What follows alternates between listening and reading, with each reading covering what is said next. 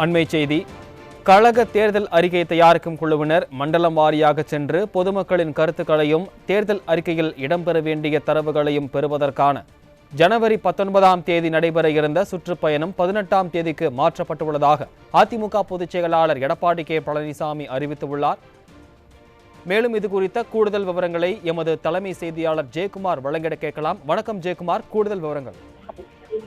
வணக்கம் சுரேஷ். சட்டமன்ற பொதுத் தேர்தல் 2026 கழக தேர்தல் அறிக்கை தயாரிக்கும் குழுவினர் மண்டல வாரியாக சென்று பொதுமக்களுடைய கருத்துக்களை தேர்தல் அறிக்கையில் இடம்பெற வேண்டிய தரவுகளை பெறுவதற்காக 19/1/2026 அன்று நடைபெறவிருந்த சுற்றுப்பயணம் 18/1/2026க்கு மாற்றம் செய்யப்படுவதாக அனைத்து இந்திய அண்ணா திராவிட முன்னேற்ற கழகத்துடைய பொதுச் செயலாளரும் சட்டமன்ற எதிர்க்கட்சி தலைவரும் முன்னாள் முதலமைச்சருமான புரட்சித் தமிழர் எடப்பாடி கே பழனிசாமி அவர்கள் வெளியிட்டிருக்கக்கூடிய முக்கிய அறிவிப்பில் தெரிவிக்கப்பட்டிருக்கிறது.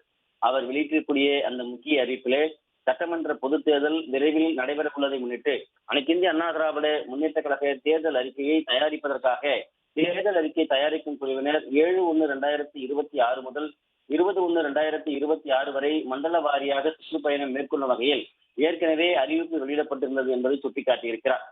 இந்த நிலையில் கோவை மண்டலத்தில் 19/1/2026 அன்று நடைபெறவிருந்ததாக அறிவிக்கப்பட்டிருந்த ஆலோசனை கூட்டத்திற்கான தேதி மாற்றி அமைக்கப்பட்டு வருகின்ற 18/1/2026 ஞாயிற்றுக்கிழமை காலை 10 மணி அளவில் நடைபெறும் என்பதை தெரிவித்துக் கொள்வதாக அனைத்து இந்திய அண்ணா திராவிட முன்னேற்ற கழகத்துடைய பொதுச் செயலாளரும் சட்டமன்ற எதிர்க்கட்சி தலைவரும் முன்னாள் முதலமைச்சருமான புரட்சித் தமிழர் எடப்பாடி கே பழனிசாமி அவர்கள் வெளியிட்டிருக்கக்கூடிய முக்கிய அறிவிப்பு தெரிவிக்கப்பட்டிருப்பது குறிப்பிடத்தக்கது.